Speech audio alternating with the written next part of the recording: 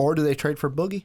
Okay, well, that's a good segue. I was just going to say, well, let's talk about a different team in California, but thank you. Maybe they will trade for Boogie because, the Kings, well, I'm going off the NBC Sports article here. Mm-hmm. The Kings, after years of shutting down DeMarcus Cousins trade rumors, will reportedly seriously explore the trade market. What changed for Sacramento GM Vlade Divac? The sense within the organization is that Divac is tempted by the prospect of pairing a center with a personal selected coach, but that he has become increasingly frustrated by his center's ongoing issues, and for the first time, he is willing to test the market for the two-time All-Star. So, basically what that just said to me was, I fired George Karl because I chose Boogie, but wait, nobody wants to come here because they all don't want to work with Boogie, and they're fearing that they're going to be the guy that I fire and keep Boogie. So, yeah, let's get rid of this guy. And also the teammates don't like him. I think that's the main thing, too. If you're not even likable within your own locker room and you're an all-star, I think that's saying, maybe the problem is you.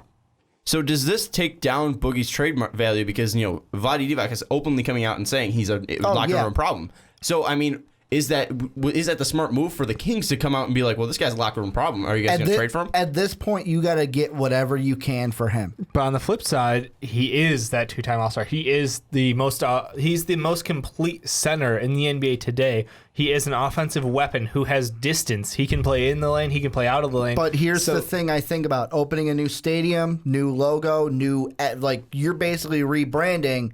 Do you want fans to be like, okay, this is where the team's going? But you also want a star that they can look at, and Boogie is that star. But anyways, I mean, do you think that the Kings will trade DeMarcus Cousins, or do you think this is just a bluff? And if they do trade him, where do you think they will go? Where he will go? I think the line has been crossed at this point. There's no going back to shopping somebody, and then they can't pull a Dwight Howard on him and be like, oh yeah, we're gonna totally trade you before the trade deadline. And then 2 days after, well, shit, guess you're gonna play the rest of the season with us. I don't think that's going to happen here. I think that they understand that we made the mistake getting rid of Karl because of you. It's time for you to go. We'll get back something great in return. And you mentioned the risk factor, how much does this hurt his value on the market, knowing that even when your GM comes out and speaks about that you weren't the best locker room presence, I don't think it hurts it that much because teams will take the chance on it because of his talent. Talent overrides locker room cancer in a lot of these cases in the NBA. Plus, people can go, oh, well, he only did that because he didn't have the full backing of everybody in that locker room. He didn't have the coach on his side. We can make it better for him. Now, I do look at that and I say, obviously, I think they might trade him, but really, where will he go? Because obviously, he does have a huge trade value here, and there's 5 possible destinations according to Fox Sports. They say the Los Angeles Lakers, they say the Miami Heat, they say the Boston Celtics, they say the Houston Rockets, and they say the Chicago Bulls. I look at 4 of those 5 teams, and I say you don't have enough to get Boogie because if I look at Dan Feldman of NBC Sports, he says they doubt Sacramento will trade him because he's 25 on a reasonable contract, and they won't have a big enough haul to get him because I look at Boston as the only viable option there because they have the Nets trade picks, they have the Nets draft picks that are so valuable, that are still going to be valuable because the Nets don't have the ability to grow there. I look at basically every other thing is the Lakers have to give up D'Angelo Russell and Julius Randle, both guys who we talked about who are basically a key component to the Lakers. And, if Luke Walton still wants to be able to build his locker room up, you're not going to bring a guy who is known as a cancer in DeMarcus Cousins. Then you look at the Bulls. But the thing I want to throw in, I'm going to cut you off with, because the Bulls, I don't want them coming here. With the Lakers that I was thinking of, maybe. And the only reason why I would think maybe for the Lakers is, where did Luke Walton just come from? Golden State. Who did Steve Kerr have to deal with that some people call a dirty player? Some people say that, his personality is something that you don't want to work with, but Steve Kerr can work with it. Maybe Luke Walton, and I'm not saying he is. I'm not saying that Cousins is going to go to L.A. I'm just bringing up this point. Maybe Luke Walton can be like, hey, I saw Kerr work with Draymond Green. I worked with Draymond Green. I can work with Boogie. That's the only way he goes to L.A. But there's never been things of coming out of Draymond Green being hated in his locker room. I mean, DeMarcus Cousins isn't liked in his own locker room. He might be a problem to deal with, but he has never been an actual true problem. I mean, maybe he's got a dynamic personality that's hard to wrangle in sometimes, but he's never been a true problem, and he seems well liked in that Golden State locker room. I mean, not the hating in the locker room, but when you say personality to wrangle in, that is what I think about with Draymond Green. And Steve Kerr's been able to wrangle it in and make it work for the Warriors. I'm just saying that's the only way he goes to L.A. is if Walton feels like I can work with him. But what I'm saying is I don't think Boogie is a personality you can wrangle in. Yeah, I think I think Boogie the is problem- his own person. The problem really is that Draymond Green is one of those guys who you'd love to have on your team, but you hate when he's not because he's so dirty and like the moves he makes on the floor. The problem with Boogie is the fact that he's just immature. Like he flares out immaturity. He led the league in like flagrant fouls multiple years. He's not the right mental mindset to be a professional basketball player. He can't keep himself in check right now. So you need a head coach who can bring that in. And I don't know if, Luke Walton would be the right guy. What about I'm not Brad sure. Stevens? Could he work with him? That's what I was going to bring That's possible. I think the whole reason the Lakers thing is even a topic is because of the initial trade rumors last NBA draft. It was, we'll give you our pick without even like attaching D'Angelo Russell's name was first proposed, and that was okay. Well, that's a maybe. And then it came, okay, it's D'Angelo Russell. Well, we still may do this, and then that didn't happen. And now we've seen what D'Angelo Russell can do. So I think it's really. I feel like that's just a lingering thing. It's not actually a possibility, and I don't think that's the way Luke Walton would go with this because of those maturity concerns with Boogie.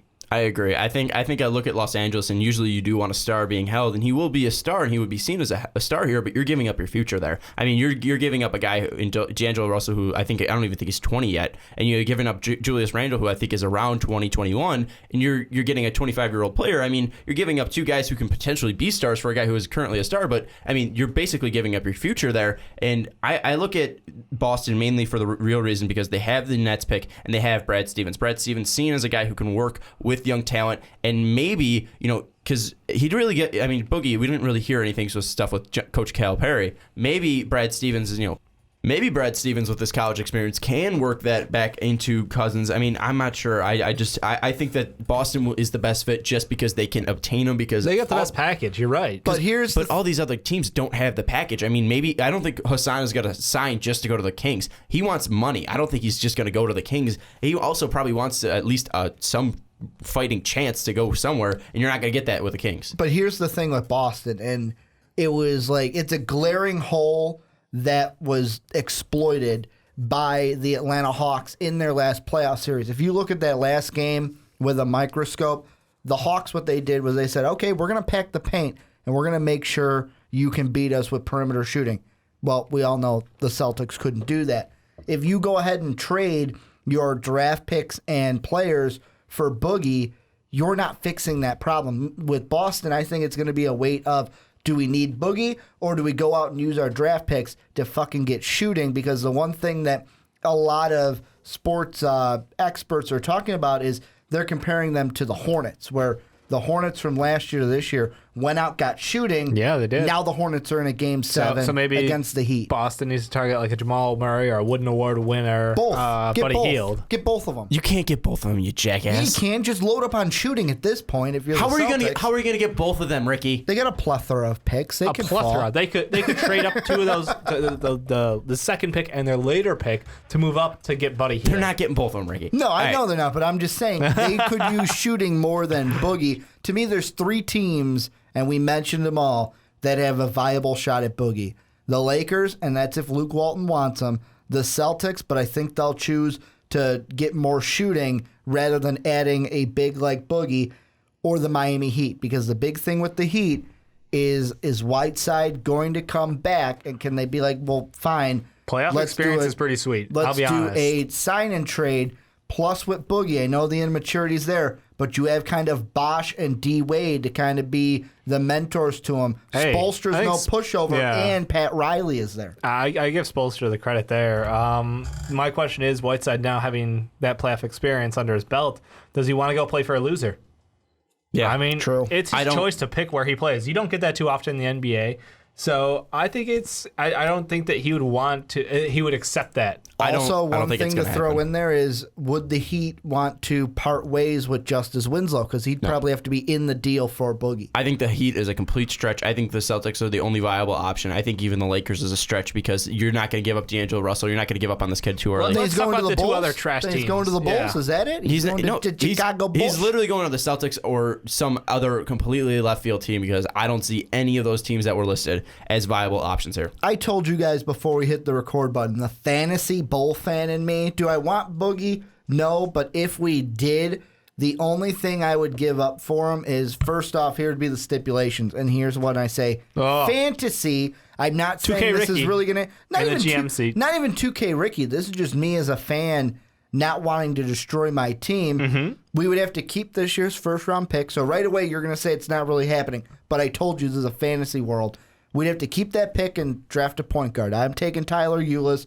Whichever one you think you like better, fucking put his name in right there. We got to keep that point guard and then just package a deal with Derrick Rose. And it's basically a Rose package for Boogie, because the one thing the Kings are going to need is a point guard, because Rondo ain't coming back. They're going to need a lot, and I don't think that's going to get their deal. I think you're going to need to add more, maybe you add a Dougie, but I don't think... Do the Bulls trade Jimmy? We talked about it a few weeks ago. Do they trade Jimmy and bring in Boogie? No, that's the wrong move to make. I agree. That's the wrong move to make. You're not going to switch that to where Jimmy, he doesn't get along with a coach, but DeMarcus has never gotten along with a coach. I mean, I don't see that's gonna work out too. I don't see that happening. In the Fox Sports article, the one that they map out is we'd have to give away Taj, Mike Dunleavy, then either Dougie or Snell, along with a platter of first-round picks. Which is just ridiculous. And it's stupid because, I can see if it... Just because we're losing Paul and Noah. I think it's an idiotic thing. I think the Celtics are the only team that can get him, and obviously Ainge wants a superstar. Maybe he goes in a different way, and maybe he gets Durant. But I don't think that Boogie is going to be traded to a team that's not the Boston Celtics. Can I throw out one that's not on any of these articles? If Horford leaves Atlanta, do they become a team that people start throwing out for the Boogie sweepstakes? They don't have a package for him. That's the thing. I don't see a package that they can get for him, because the Hawks don't have it. Unless teams aren't willing to mortgage their future, and I'm talking picks. Next year's first round and the year after that first round. And a year after that, I think you're going to need a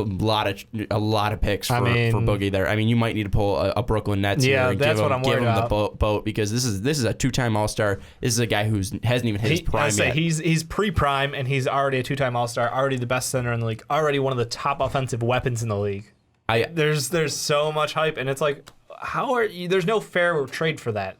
Unfortunately, I don't see it happening because of his personality issues, and because I don't see a package that is going to be able to be put together for him to be moved. I think so. I mean, he just stays there, and this is a shit team with a shit. Or he's got 2 more years on his contract. Or do the Kings just say, you know what, we're obviously the losers in this situation, but we got to get rid of him. They're going to take a lesser deal. We got to get rid of him because coaches don't want to come in to coach this. Maybe Danny Ainge will look like a genius when he trades one pick and maybe some other and assets on there. And keeps the third overall pick to where he can take Jamal Murray. I think so. I think that it's either going to be a less trade or it's not going to happen at all. Yeah. And I think it's going to be the Celtics. Kings are going to take a hurt to get rid of him, but you know what? They'll be better going forward. Go fresh. Build up the organization around guys who actually work, who want to be there, who want to work with each other.